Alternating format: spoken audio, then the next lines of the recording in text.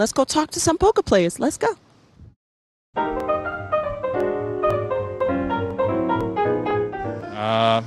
Anybody from a doctor, a lawyer, to a waiter. Very nice people, very well-educated people, sometimes math professors, sometimes physicists who decide to go offline and play professional poker.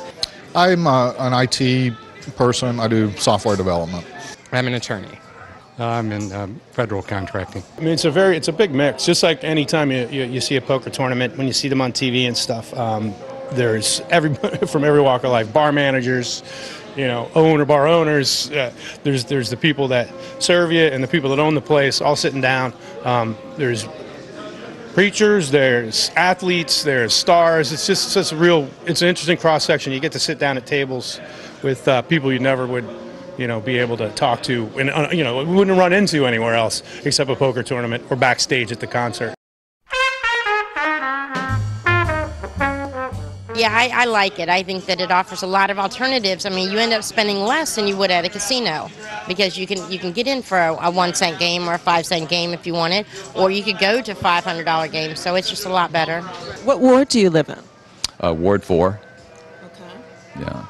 And I've been playing online poker for a long time, and when the sites were shut down recently, it eliminated a significant source of entertainment and diversion for me and for many others. Mm-hmm. So the district's initiative to allow it is a very, very needed one and very, very welcome. Mm-hmm. With him. So Richard, you're a D.C. resident. Yes, legalize poker in D.C.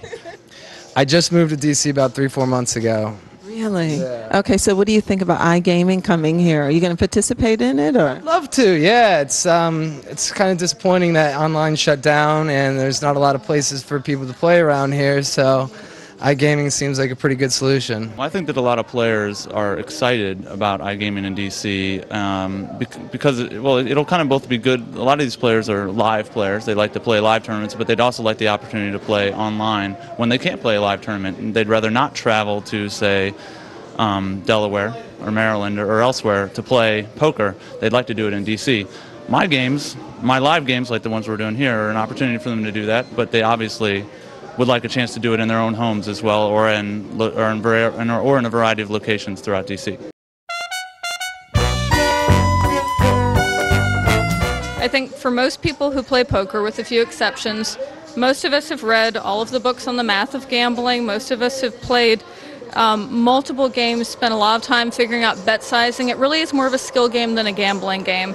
And I had to convince my mother that it was something that was actually a sort of wholesome sort of sport. I get frustrated with that kind of talk because I think that's really just the sort of knee-jerk reaction that people have to anything that sounds like even the word gambling sounds like a bad word, and people hear it and they think of a certain type of person that's doing that type of activity. But I think it simply harks back to the same premise of gambling being addictive for some people, which it is for a very small number. But we allow the lottery, we allow other forms of gambling, bingo, and so forth.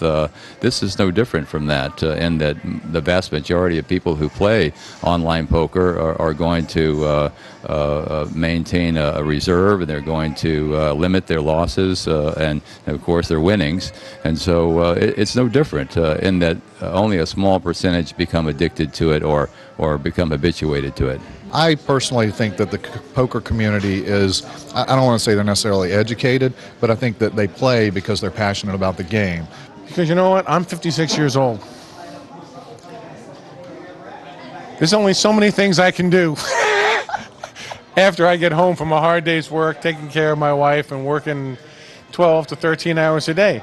Playing cards online is a small price to pay for the work and the effort I put into trying to make a life and pay taxes. I mean, it shouldn't be against the law to want to play cards for $20 a night online with your friends.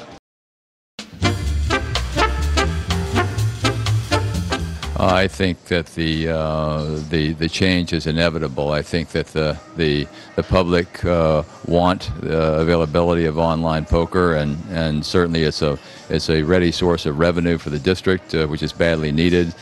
People are going to play poker somewhere, and so the district allowing it online here just precludes people having to go outside the district, which they're going to do otherwise. I think it's going to be positive, especially financially. I think DC, it's a good source of revenue for them. Instead of, if people can't play here, they're going to play somewhere, and they're going to play either in Delaware or Atlantic City or wherever they have gaming that's legal. And if they can play it here, why not keep the money in the city?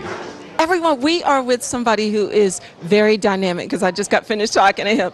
Eric Prag, he is the actual, what would you say, president of All In Enterprises. Represent All In Enterprises. Right, okay. So tell us exactly, what do you do, Eric? Well, we put on charity poker tournaments for charities. We help the charities get licensed, the nonprofits that are based in DC, get licensed through the DC Lottery to throw a charity poker tournament. And usually a portion of the proceeds of that tournament go to the charities, and they usually walk out of here with some in the neighborhood of $2,000 to $10,000, depending on the event, that the players willingly support, but because they're also playing for themselves. Okay, so tell us, what are you doing here today, Charles? Well, basically, one of our goals with DC Speed is to really provide access and opportunities to youth that they don't traditionally have. So right now, what we're trying to focus on is raising funds to get them to Junior Olympics. They went to regionals last weekend in Atlanta. They did an awesome job. We have about 15 kids that qualified, and an additional 15 in waiting to be going. So that's about 30 kids going to Wichita, Kansas, July 26th to 31st. So yeah, I'm really proud of them. They really worked hard this year. We have a team of 140. 58 went to regionals, and an additional 30 will be going to nationals. So excellent. Okay, so tell us, how do the poker tournaments help out some of your causes? The proceeds for the tournament, not only do the players get their winnings, but the actual nonprofit wins as well.